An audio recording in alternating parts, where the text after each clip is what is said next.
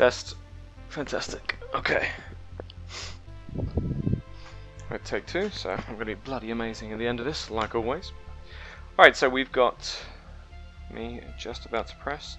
3, 2, 1, go. So, as with the other episodes, we've been working towards the goal of a Vexor Navy issue. I have not ever done Tech 2 production, so this is all completely new to me, and it's so overwhelming that I'm pretty confident with it. Even doing something as simple as a faction warfare ship or a faction ship, I had to proper plan it out. This is the fruit of that labour. I'll put a link to the websites I used. EveRef was invaluable, as was RavWorks, both fantastic sites. So, the Vexor Navy issue is one of the faction ships within Eve. You've got every different faction has their own sort of flavours of certain ships, or their own completely unique pirate ships. Up until about 3 or 4 years ago, all you needed was standardly mined minerals to build them. It wasn't too bad. Most of the value was locked in the difficulty in getting those blueprints. The blueprints to produce them got a little bit easier to get.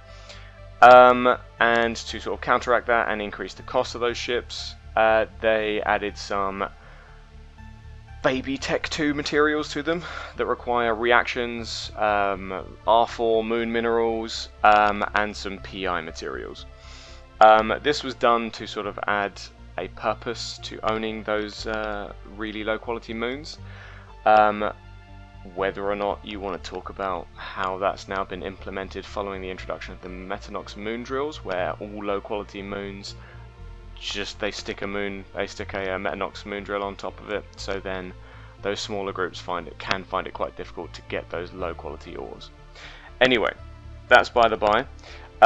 It has also made it blooming hard for Ironman style characters and playthroughs to build anything faction wise, because you need to go and steal people's moon goo, and you need to use stuff for reactions, which can only happen in low sec or null sec, and you need a stupid amount of blueprints. Now, the standard reaction blueprints aren't that expensive, but the two new components they added for the faction ships, their blueprint cost is really high, as I mentioned before, and as I'll show you towards the end of the video. Anyway, we've got a big, beautiful Vexor Navy issue here. Let's have a look at what goes in a Vexor Navy issue. So we've got the blueprint here. You get this from the loyalty point stores. One Vexor Navy issue contains these nice easy minerals up here, all the way down to Megasite. These are all things that can just be mined or refined from items. I'll be doing mostly refining from loot from rats, as well as a bit of mining of these, the top 3, the high sec ores, Tritanium, Pyrite and Mexilon. If I can get to some of those 0.5 belts, then I'll top up the others. But most of this isn't too hard to come by because I've got so much of it from reprocessing rat loot. It's these bottom two that are a pain: the Auto Integrity Preservation Seal and the Life Support Backup Unit. Both of them are pretty much made of the same thing in different quantities with different PI material. Let's have a look at what that means. So these aren't like the minerals above. These two things are what you would call components. Components are made from moon minerals and other things, sometimes planetary interaction materials. They can't just be straight up mined from a moon. They have to be sort of reacted and combined. So close to what you would imagine is a more realistic form of the manufacturing, as opposed to within the Tech 1 manufacturing. It feels kind of like a big 3D printer. You throw in all your raw materials and it just spits everything else out. So what is this made up of then? So we've got auto integrity preservation seal, and we've got our life support backup units. So our life support backup unit is made up of test cultures, viral agents, and reinforced carbon fiber, and the auto integrity preservation seals are super tensile plastics, nanites, and reinforced carbon fiber. So these first two materials for both of them, these are PI. materials. So they're only, I think they're P2. So they are something that is made from refined P0 materials. What P0 materials means is essentially stuff that is extracted from a planet raw. You refine it once, it becomes P1. You refine it again and combine it with another P1, it becomes P2. I think these super tensile plastics, nanites, test cultures, and viral agents, I'm confident they're P2. Then you've got the reinforced carbon fiber. This is where it becomes a pain. Luckily, it's in both of them, so it's not the end of the world. But to make reinforced carbon fiber, we now need to get into the reacting. So to make reinforced carbon fiber, you get 200 for every run. You need carbon fiber. You need thermosetting polymers, 200 of each, and then you only need the one oxy-organic solvents. I think the oxy-organic solvents were the new thing added for these types of reactions. So what did these things all get made up of? The thing that sucks is that because they, and which is why I went onto a whole tirade about needing hundreds of millions of disks theoretically to mine ice, to do these reactions to produce the carbon fiber, we need to do these reactions of those moon minerals. And to do the reactions of those moon minerals, you're going to need the moon minerals themselves. So for the carbon fiber, we need hydrocarbons and evaporate deposits. And then for the fuel block itself, for the next part, we need fuel blocks. So I think this is a holdover from when everything was ran inside of stations. Not stations, sorry, control towers. And to run the control tower, you need to have it running fuel. And if it didn't have any fuel in it, or rather, when they moved to the upwell structures, they removed that fuel requirement, and then they added it back in as a sort of balancing mechanism. So we need hydrogen fuel blocks, and we need oxygen fuel blocks for both of these reactions. You can see that the oxy-organic solvents, we get only 10 instead of 200. However, we need 20 times the materials there, so we need 2,000 hydrocarbons, 2,000 atmospheric gases. And the last reaction material we need are the thermosetting polymers, of which we need 100 silicates and 100 atmospheric gases, as well as those fuel blocks. So I need a mixture of hydrogen fuel blocks and a mixture of oxygen fuel blocks. When you produce fuel blocks, you get 40 of them every run, so I'll only need one run of those fuel blocks. But what makes the fuel blocks is quite a mission in itself again. So it's pretty much the same for both of them. The only difference is a hydrogen fuel block contains hydrogen isotopes and an oxygen fuel block contains oxygen isotopes. Everything else is the exact same. So what does that look like? That looks like having some enriched uranium, some oxygen, mechanical parts, coolant, robotics. All of these items here are PI materials. The oxygen is the only P1, so you refine that straight from a P0 material on the planet. The enriched uranium, the mechanical parts, and the coolant are all P2, which means you combine two P1 materials together to make it. And then unfortunately what is an absolute pain is the robotics. They are a P3 material. That means you need to combine two P2 materials to get that. I think it's mechanical parts and enriched uranium. Where that's an issue is I'm going to have to use a player-owned customs office unless I can hunt and find an Indbus one. So to interact with planets, you need to be able to both extract things from the planet, which you can do without players. You could just launch them on like one of those planetary capsules or whatever they are. But for P3, you have to be importing stuff to a planet. I can't think of a single planet that can produce robotics on its own. So I'm going to need to find a POCO, probably also in low-sec, just because the planets are better. But the tax might be awful. There might be some high-sec planets or some low-sec planets that have no POCO on them, and then over time they get replaced with a Interbus one, so an NPC one, but most people want to blow those up so they can get the sweet, sweet tax money from everything. Then after that, you've got these four products. These are all ice products. You get a little bit of all of them from You get a little bit of these 3 from most ice types. You only get these isotopes in either Galente space for, I think, oxygen, and somewhere else for hydrogen. I'm not sure where it is. I don't think you get it from Mimitar. It might be Amar, but I'll double check because I feel like Kaldari's nitrogen. Anyway, so once I've mined all of those, once I've mined the ice, got the PI materials, I can then throw them into throw them together using a oxygen fuel block BPC and produce 40 of them, which will be more than enough for everything I need to build at least 1 Navy Vexor.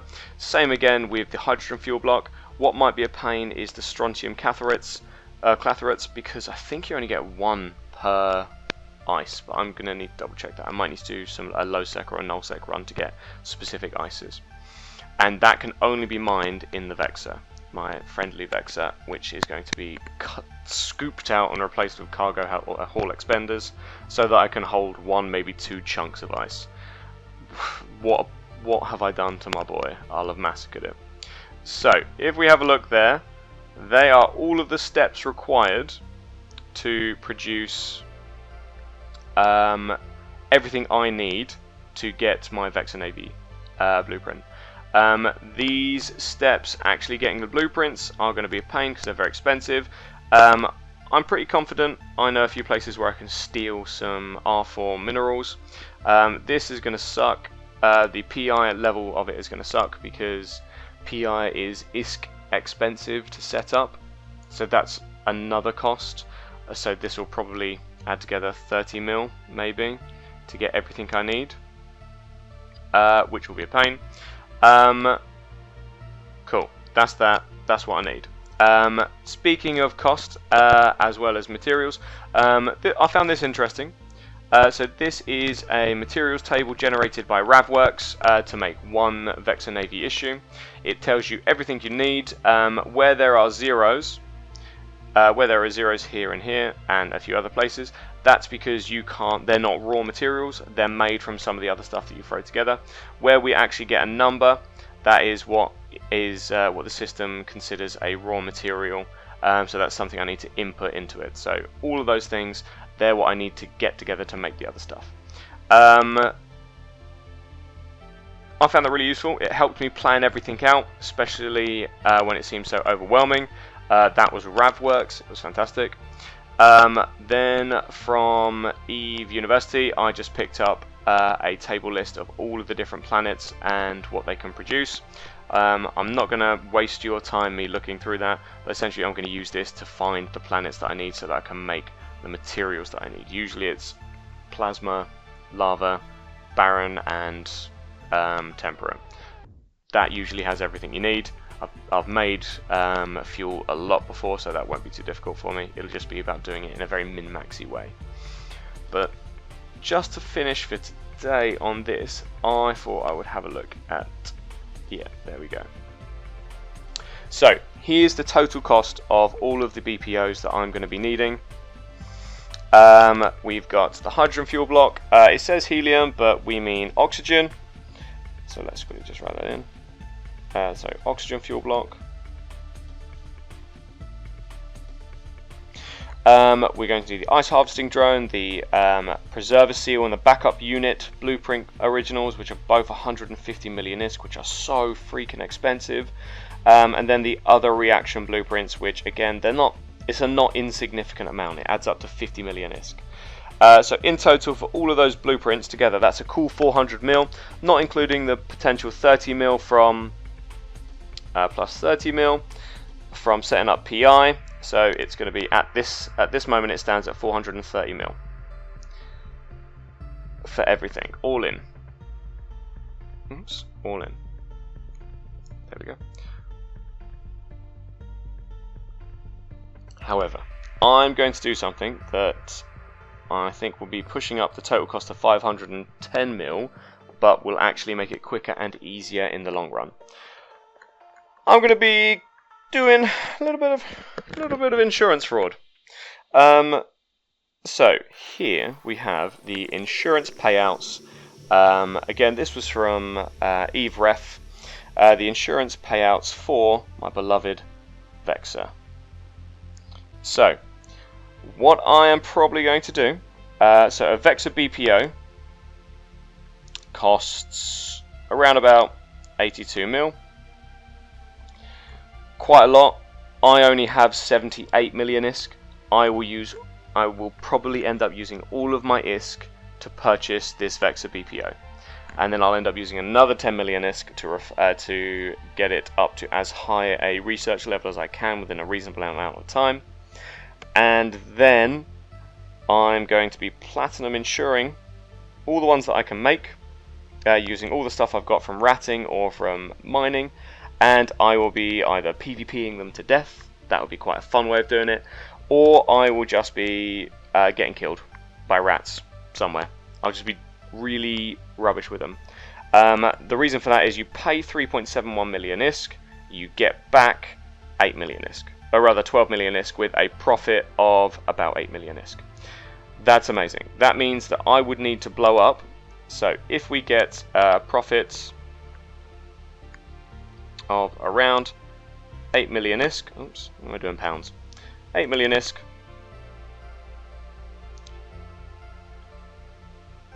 per Vexor. That means we're going to need to get to that magical number of 430 million ISK. We're going to need to blow up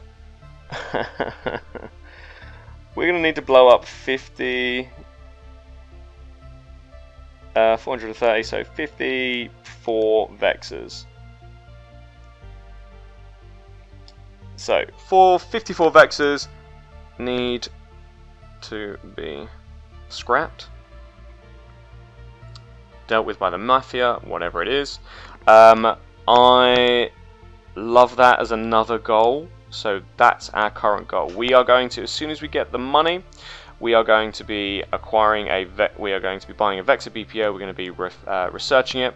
Then we're going to be mining it so that we can do some insurance fraud with Vexors. This also means that I'll be less worried when I go out to Null to mine some of the ice, if I choose that for the strontium caltherates. It means that that one Vexor I have, if it dies, it's not the end of the world. So that's fantastic.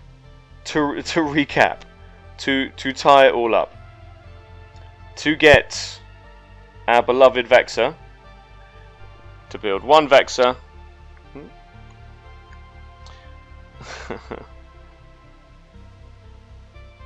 to build one Vexor Navy issue,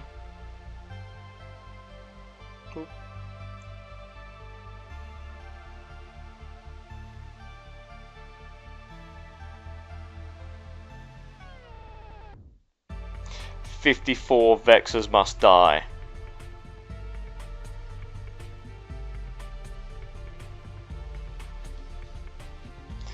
Fantastic. I love that. That's brilliant.